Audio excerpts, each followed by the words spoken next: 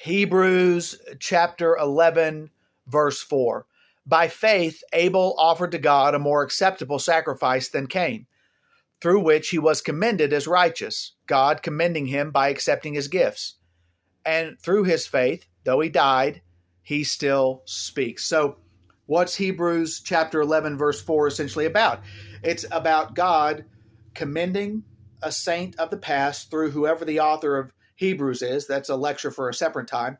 But Hebrews 11, chapter 4 is doing what?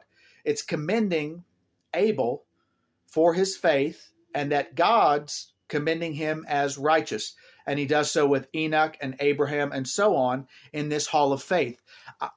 So it's right to commend the saints of the past and to follow, as we should, their positive example. Hebrews 11 is right before Hebrews 12, which is going to commend us to follow after in the faith and not get tripped up, knowing that this hall of saints is encouraging us in a spiritual way as this sort of arena of the faithful. Now, there's a way in which this hermeneutic is not practiced or represented in the Reformed Church when, in essence, you see this proclivity. And I think it's wrong because it's not re-represented in the New Testament and it doesn't hold up to scrutiny.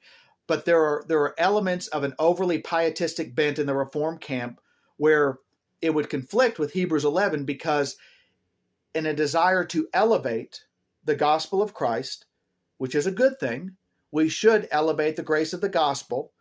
But in trying and attempting to do that or magnify that, they denigrate unnecessarily the lives of the saints that have come before, that should be our examples, that we should commend, that we should rightly honor. You see that done with David, with Abraham, with Moses, that the otherwise character of a faithful man who is commended as righteous before God is denigrated because he's not Christ, and so you need Christ.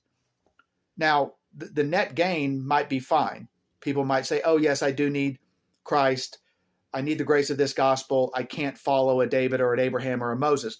Okay, yeah, that's fine, but you're assuming things that Scripture doesn't assume, and you're taking hermeneutical routes and pedagogical routes that Scripture doesn't. The Reformation tradition is to do what? We don't simply just proclaim what Scripture proclaims.